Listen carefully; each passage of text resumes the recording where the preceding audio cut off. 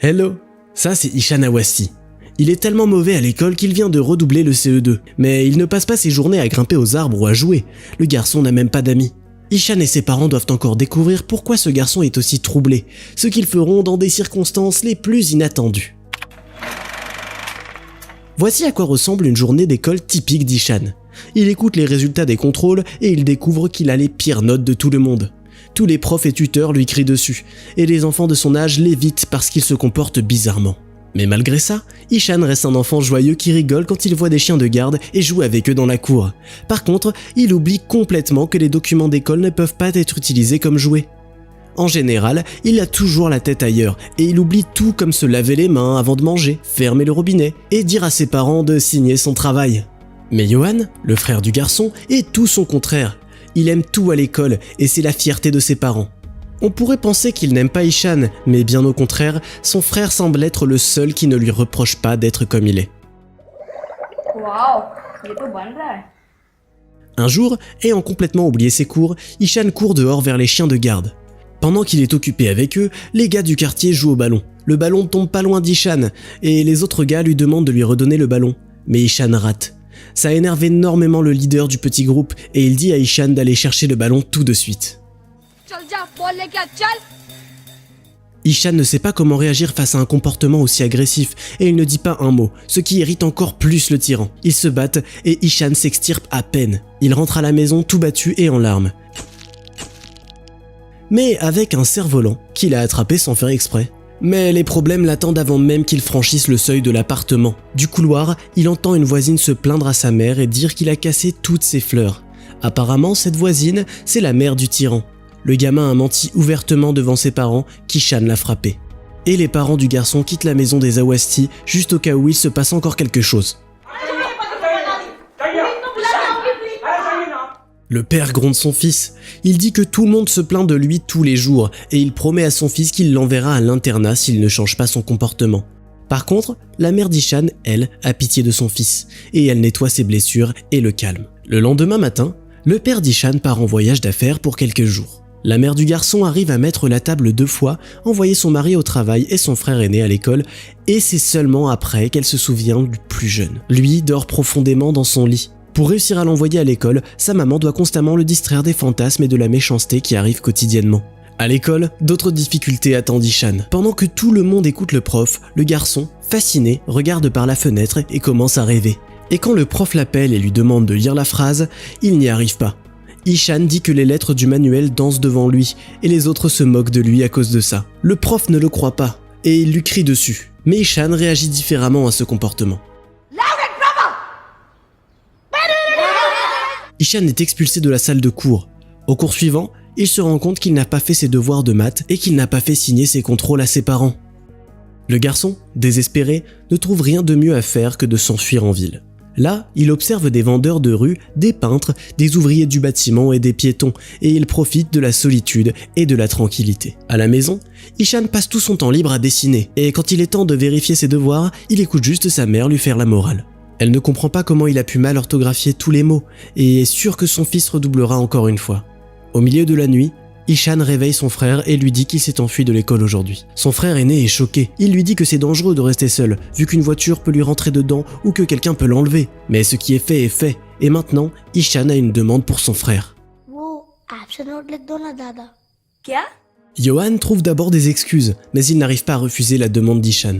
Il écrit une note explicative avec une écriture tellement soignée que la prof d'Ishan ne voit même pas que c'est une fausse note. Ensuite, elle donne un contrôle de maths qui effacera les résultats du semestre entier à la classe. Mais au lieu d'aborder les questions comme tous les autres, Ishan invente des aventures spatiales dans sa tête et donne juste une réponse fausse. Bientôt, le père d'Ishan revient du voyage d'affaires. Ishan est super content que son père revienne, mais sa joie n'est pas de longue durée. C'est là que Monsieur Awasti trouve quelque chose d'intéressant par terre. Il comprend la tromperie. Sous la pression des cris de son père, Ishan dit toute la vérité sur le fait qu'il a marché seul dans la ville au lieu de rester en cours. Mais ce n'est pas la seule nouvelle frustrante que ses parents vont apprendre. Quelques jours plus tard, il se retrouve au bureau du directeur où les profs d'Ishan leur parlent de ses notes terribles. On apprend qu'il n'a fait aucun progrès depuis l'année dernière et qu'il fait toujours les mêmes erreurs. De plus, les parents découvrent qu'Ishan ne leur a pas apporté des documents à signer. Le directeur prend la parole, faisant allusion à l'expulsion du garçon s'il continue comme ça. Il ferait mieux de l'envoyer dans une institution spécialisée. Thinks my son is a retard. सोचती है मेरा बेटा normal नहीं. Son père ne veut même pas entendre parler d'envoyer Ishan dans une institution pour enfants ayant des besoins spéciaux. Le soir même, il appelle son ami et il passe un marché pour transférer son fils dans un internat pour garçons. Sa femme essaie de le dissuader parce que leur fils n'a encore jamais été loin de la famille et de l'envoyer dans une autre école au milieu de l'année scolaire est très stressant. Mais le père ne lâche pas l'affaire, il n'est même pas touché par les larmes incontrôlables de son fils. Pendant des semaines, Ishan souffre de cauchemars et il essaie de persuader sa mère de ne pas l'envoyer à l'internat. À un moment, on dirait bien qu'elle est sur le point d'écouter son fils, mais encore une fois, il s'attire des problèmes.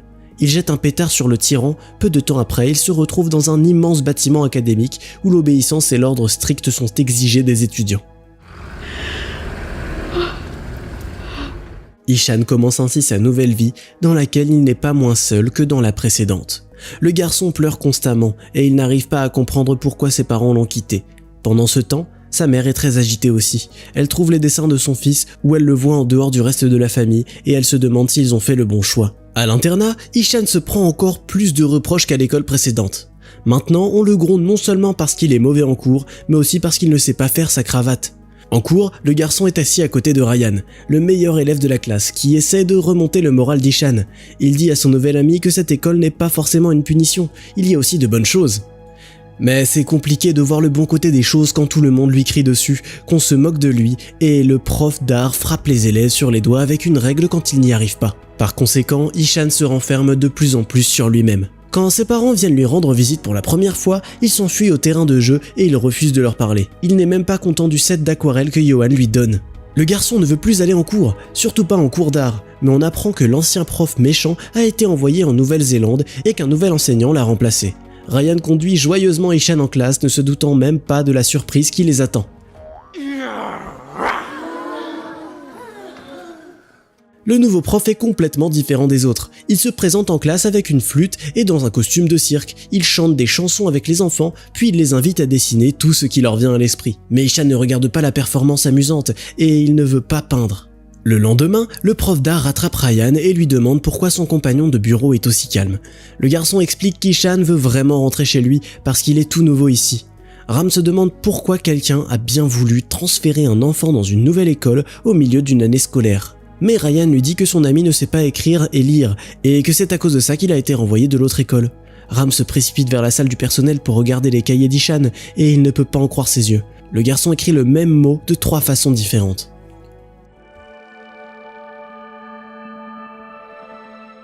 Plus tard, Ram passe dans une école spécialisée où il travaille la plupart du temps.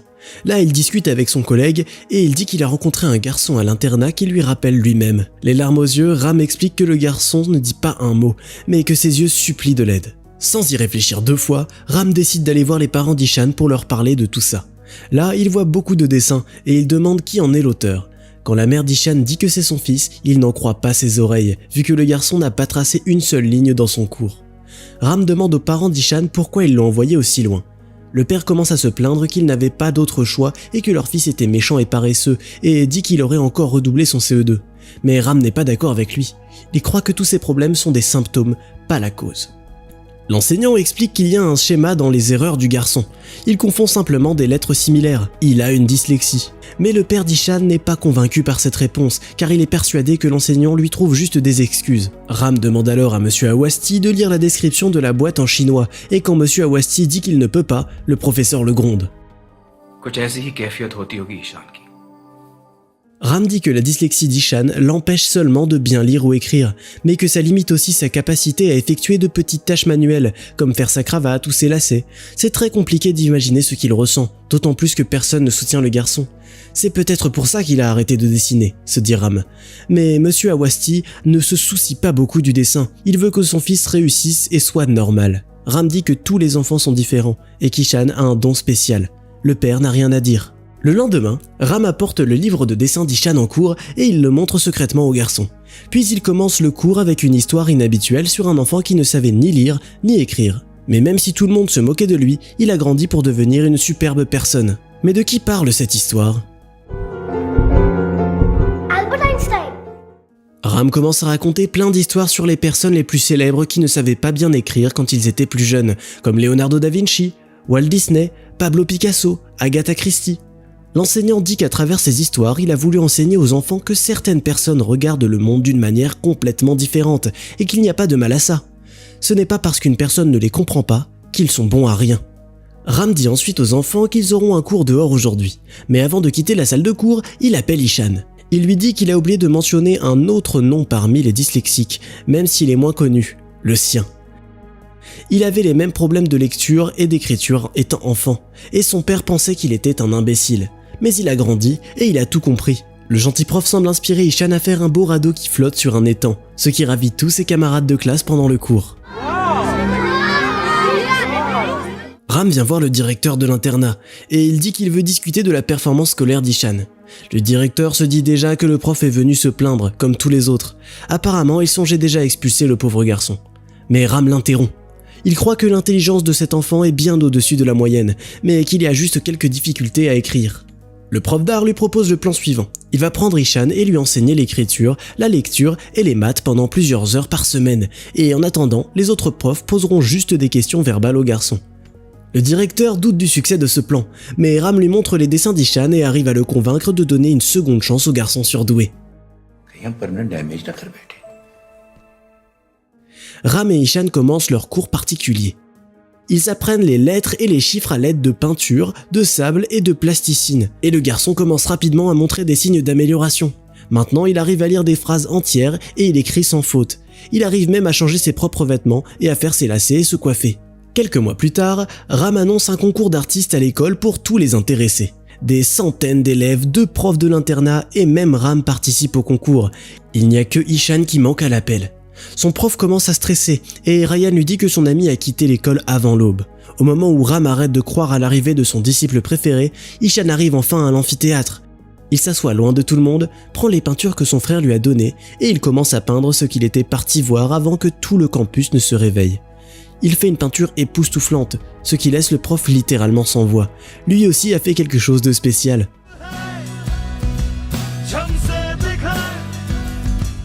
L'annonce des résultats commence.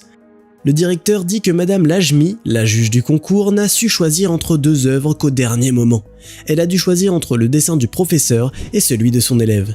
Mais après beaucoup de délibération, elle a réussi à prendre une décision et elle donne le premier prix à Ishan Awasti. La salle éclate en applaudissements. Les élèves et les profs applaudissent le jeune artiste.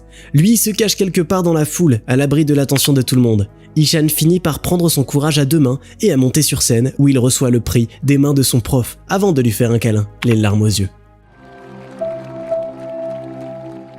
À la fin du semestre, tout le monde rentre chez lui. Les parents d'Ishan arrivent à l'internat et rencontrent le directeur qui leur montre un nouveau numéro de l'annuaire de l'école avec une photo de leur fils sur la couverture et son portrait au dos. Tout le monde admire Ishan, même les élèves et les adultes qui considéraient autrefois le garçon comme un cas désespéré. Le garçon dit au revoir à son prof, puis il rentre à la maison pour les vacances, tout heureux. T'as déjà rencontré des difficultés à l'école ? Raconte-moi ton histoire dans les commentaires. Qui sait ? Peut-être qu'elle saura remonter le moral de quelqu'un ? Et abonne-toi à la chaîne si tu veux voir plus d'histoires réconfortantes et stylées du monde du cinéma.